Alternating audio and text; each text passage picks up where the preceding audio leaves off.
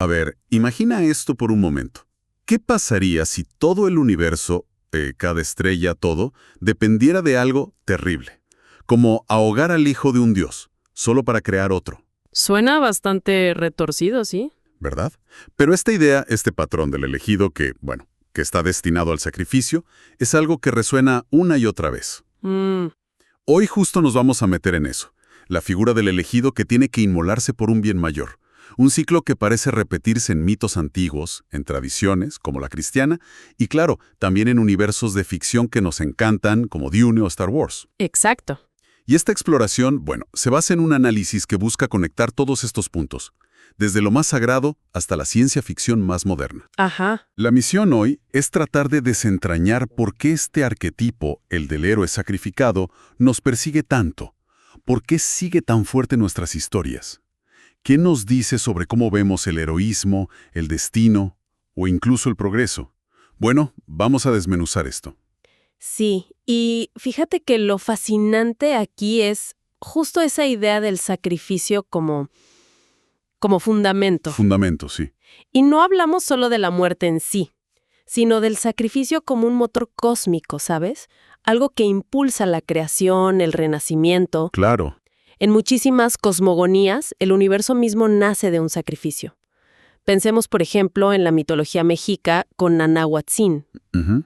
que se arroja valientemente a la hoguera para hacer el quinto sol, para dar luz. El que da la luz, sí. O si miramos al hinduismo, está Purusha, ese ser cósmico que, al ser desmembrado, da origen no solo al universo, sino también al orden social, a las castas. Interesante. La idea de fondo es muy poderosa y un poco inquietante, la verdad. Para que el cosmos exista y se mantenga, para que la vida siga, parece que se necesita un intercambio constante. Como una deuda. Exacto, como si tuviéramos una deuda fundamental solo por existir, y el sacrificio fuera la manera de pagar, de mantener ese equilibrio cósmico tan delicado. Y eso no se quedó solo en los mitos, ¿verdad? O sea, bajó a la práctica humana. Totalmente. Se manifestó de formas muy concretas en prácticas ancestrales. Hay, incontables registros de sacrificios rituales, de animales o a veces hasta humanos. Sí, eso es fuerte. Y se verían como algo necesario para interactuar con los dioses, para pedir favores. La lluvia, buenas cosechas, ganar una guerra. Los aztecas, por ejemplo. Justo, los aztecas creían firmemente que debían alimentar al sol con sangre humana para que tuviera fuerza para salir cada día. O en la India védica, las ofrendas en el fuego eran literalmente el alimento de los dioses. Es una constante, entonces. Esta idea de tener que pagar por las bendiciones o para limpiarse de algo malo que se hizo. Exacto, para purificarse ante lo sagrado. El sacrificio como un mecanismo para expiar culpas, para limpiar, digamos, la pizarra cósmica y permitir que el mundo sanara y la comunidad siguiera adelante sin esa carga. Y esa idea de un pago doloroso por un bien mayor, o para restaurar algo, fíjate que no se quedó en el pasado. Para nada. Resuena de formas súper vívidas y a veces perturbadoras en la ciencia ficción. Y aquí entra Dune, que mencionaste. Claro, Arrakis. Arrakis, ese desierto brutal. Es la única fuente de la especia melange, la sustancia más valiosa del universo, necesaria para los viajes espaciales, para las visiones de la Bene Gesserit. Esa orden misteriosa. Exacto. Y todo el ecosistema de Arrakis, y por lo tanto la especia, depende del ciclo de vida de Shai-Hulud, los gusanos de arena gigantes. Los Fremen los ven como dioses, ¿no? Correcto, los veneran como algo divino. La galaxia entera depende de estos dioses del desierto, lo sepan o no. Pero el vínculo con el sacrificio se pone brutal con el ritual del agua de vida. Uy, sí. Cuéntanos de eso. Para obtener esa sustancia que da visiones y acceso a memorias ancestrales, tienen que capturar una cría de gusano, un pequeño hacedor, un hijo de Dios, básicamente, y ahogarla. Ahogarla. Es literal matar a un dios joven. Literalmente. Matar un aspecto de la deidad para extraer un poder inmenso, un poder que puede cambiar el destino, es el ciclo en su forma más cruda. La muerte de lo divino para generar poder, para la continuidad o la transformación. Ahora, uno pensaría que ser esa figura, el elegido destinado a sacrificarse, es como ¡Wow! Lo máximo del heroísmo, ¿no? Algo súper honorable. La visión romántica, sí. Pero aquí es donde la cosa se pone realmente interesante. Porque si lees bien estas historias, ser el elegido la mayoría de las veces, pues la verdad da asco. Es una carga espantosa. Ujú. Lejos de ser un honor, muchas veces significa ser solo una pieza en un juego cósmico, una moneda de cambio del destino o de poderes que ni entiendes. Estás predestinado. Predestinado al sufrimiento, a veces incluso a hacer cosas terribles o cargar con la culpa. Y lo peor es que en muchas historias el elegido ni siquiera tiene opción, su camino ya está marcado. Te usan. Te usan como herramienta. Y luego, si sobrevives, te descartan, no te entienden o te dejan solo con tus heridas. Es bastante desolador si lo piensas bien. Exactamente. Y esa perspectiva de la carga, de ser utilizado, conecta directo con otra figura clave, el chivo expiatorio. El chivo expiatorio, claro. El término viene de un ritual hebreo muy específico, el del día de la expiación, Yom Kippur. Según el Levítico, se elegían 2 chivos. 2. Uno se sacrificaba a Dios por los pecados, y al otro, con un ritual, se le transferían simbólicamente todas las culpas del pueblo. Luego, a ese segundo chivo lo mandaban al desierto, a Azazel, llevándose toda esa carga para morir lejos. ¡Wow! ¡Qué imagen! La función simbólica es potentísima. Expulsar la culpa colectiva, la contaminación moral, el mal, para poder empezar de nuevo, purificados. Y hay teóricos que han hablado de esto, ¿no? Sí, el filósofo René Girard estudió mucho esto.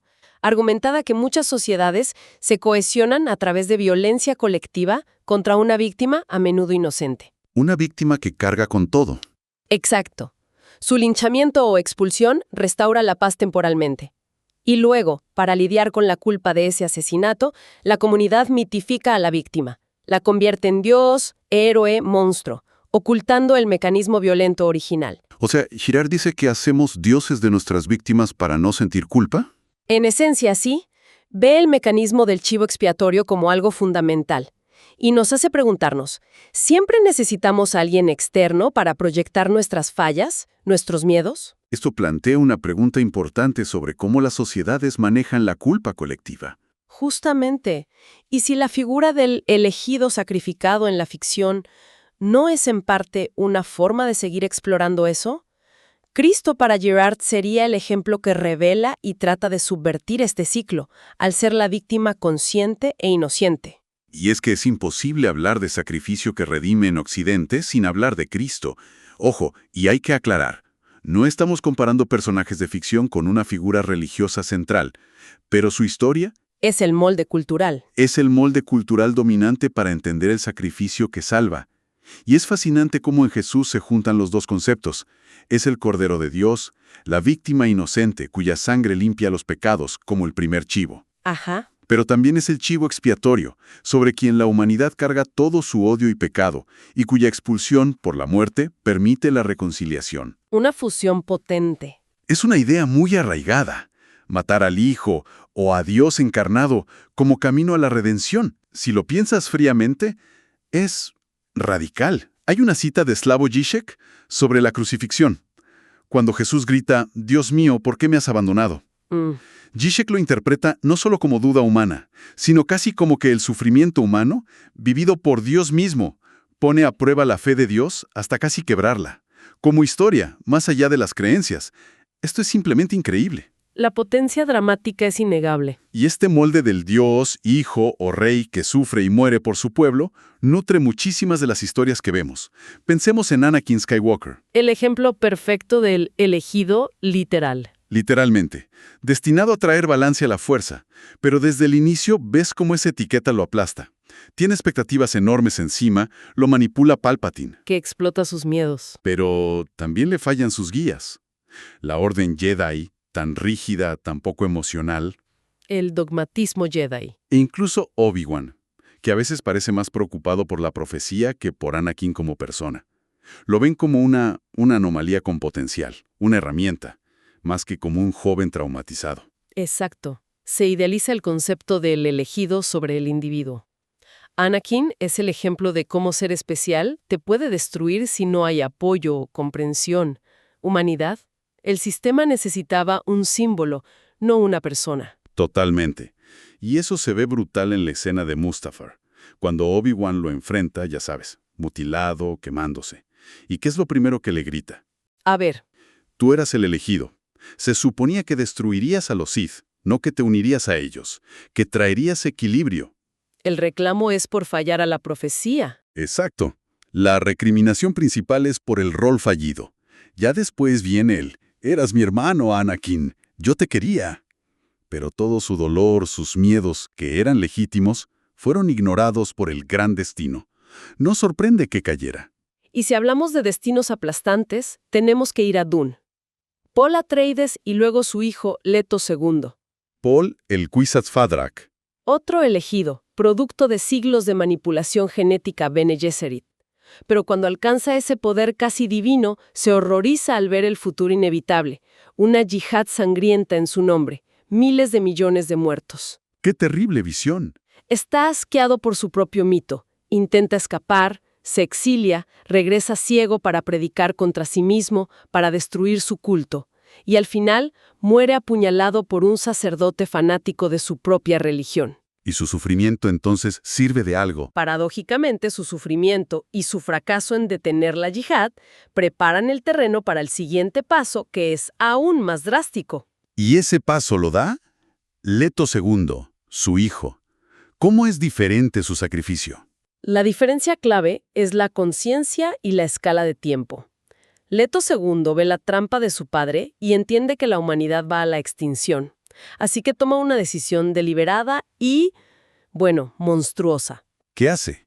Acepta fusionarse con las truchas de arena, perdiendo su humanidad física para convertirse en el dios emperador tirano. Un híbrido humano-gusano que gobierna con puño de hierro por 3.500 años. 3.500 años. Soporta milenios de aislamiento, odio, pérdida de identidad. Todo para forzar a la humanidad a seguir la senda de oro, un camino para asegurar su supervivencia a largo plazo. Pero nadie lo entiende en su momento. Su verdadero sacrificio es salvar a la especie a costa de ser un déspota odiado y sufrir una existencia inimaginable. Como dice la fuente, nadie le agradeció nada porque nunca supieron qué fue lo que puso en marcha. ¡Qué locura! Es el sacrificio más extremo y menos reconocido, quizás. Probablemente. Y luego tienes a alguien como Frodo Bolsón. Él no es un mesías cósmico ni nada parecido. Es el héroe inesperado, ¿no? El Hobbit. El pequeño hobbit que, por ser como es, resulta el más apto para llevar la carga más terrible, el anillo único, que es como el mal del mundo concentrado, y esa carga lo destroza. Lo deja marcado para siempre. Termina física y espiritualmente hecho pedazos. Su recompensa no es la gloria, sino un pasaje a Valinor, las tierras imperecederas, pero no para ser inmortal, sino, como se interpreta, para poder sanar un poco y morir en paz, lejos del mundo que ya no puede disfrutar. Un final agridulce. Fue elegido porque servía para la tarea, pero el costo personal fue absoluto. Viendo lo que sufren él y Sam, a veces uno piensa, conozco más de una persona que diría, igual y Sauron no es tan malo, ¿sabes? Es comprensible sentir eso. Quizás ese es el verdadero heroísmo, aceptar un sufrimiento inimaginable por un bien que tal vez ni veas. Frodo encarna eso perfectamente, el pequeño con un peso enorme. Y también hay ejemplos de ciclos muy claros, como en Avatar. Aang y luego Korra. El ciclo del Avatar. Exacto. Cada avatar hereda el poder, pero también los conflictos y cargas de los anteriores. Deben subsumir su individualidad, sus deseos, bajo el rol del avatar, el que mantiene el equilibrio. El mundo lo acepta, ¿no? El mundo acepta y hasta exige ese sacrificio de la individualidad para que el ciclo continúe. La función, otra vez, sobre la persona, casi como si el universo necesitara ese sacrificio cíclico. Pero no todos los elegidos encajan en este molde de destino impuesto o carga humilde. Hay un contraste interesante que mencionan las fuentes. El emperador de la humanidad en Warhammer 40K. Ah, ¿el emperador? Él es diferente. Él no fue elegido. Él se autoproclamó salvador. Es pura arrogancia prometeica, convencido de su visión secular y dispuesto a todo. Usó a todos como herramientas. Exterminó a los Thunder Warriors cuando ya no servían. Trató a sus hijos, los primarcas, como generales prescindibles, ocultándoles verdades. Es interesante cómo subvierte el arquetipo. Mientras otros son víctimas del destino, la caída del emperador es en gran parte culpa suya. Por su ceguera, sus errores. Y su incapacidad para valorar la individualidad, las emociones. Pudo planear parte de la herejía, pero subestimó al caos y la capacidad de rebelión de sus hijos por razones muy humanas. Orgullo, resentimiento. Exacto. Y su castigo final es una ironía cósmica brutal. Termina como un cadáver viviente en el trono dorado, mantenido en vivo por el sacrificio diario de miles de psíquicos. Algo que él odiaba, presidiendo un imperio teocrático y supersticioso, lo opuesto a su sueño. Y adorado como el dios que despreciaba. Sí, él sí se merecía lo que le pasó. O al menos, a diferencia de Anakin o Paul o Frodo, su sufrimiento parece consecuencia directa de sus actos, de su hubris. Sí, a comparación de los demás, el emperador se lo buscó por sí mismo. Entonces, después de todo este recorrido por mitos, religiones, ficciones, volvemos a la pregunta, ¿por qué necesitamos tanto este arquetipo del elegido sacrificado? Parece tocar algo muy profundo. Quizá nuestra necesidad de héroes, de figuras que carguen el peso que nosotros, como colectivo, no podemos o no queremos pagar. Necesitamos que alguien pague el precio. Si conectamos esto con el panorama general, parece que necesitamos que alguien pague el precio. ¿Será que no podemos imaginar un futuro mejor sin que alguien sufra desproporcionadamente por él? Hay una tendencia a idealizar la causa, el rol, por encima de la persona que sufre. Analizarlo nos dice mucho sobre cómo vemos el heroísmo, no siempre glorioso, a menudo doloroso, sobre nuestra necesidad de orden, sobre el progreso y, de forma inquietante, sobre cómo manejamos la culpa colectiva. A través de figuras sacrificiales. Ser el elegido parece rara vez es una bendición. Es más bien ser consumido por un propósito mayor, sin opción y sin reconocimiento real o recompensa justa. Es alimentar la maquinaria del mundo para que otros sigan. Una visión dura, pero recurrente. Y esto nos deja con una última reflexión, una pregunta que surge de las fuentes. ¿De verdad es inevitable que uno sufra tanto por el bien de muchos? ¿Estamos condenados a este patrón? Es la gran pregunta. ¿Qué pasaría si en lugar de buscar siempre un chivo expiatorio o un cordero sacrificial, intentáramos como colectivo asumir una parte más justa del costo de existir, del precio de mejorar el mundo, o simplemente de mantener el equilibrio? Sería un cambio radical de paradigma. Porque, como dice el análisis al final del día, la gloria que queda rara vez es para quien pagó el precio. Algo en qué pensar.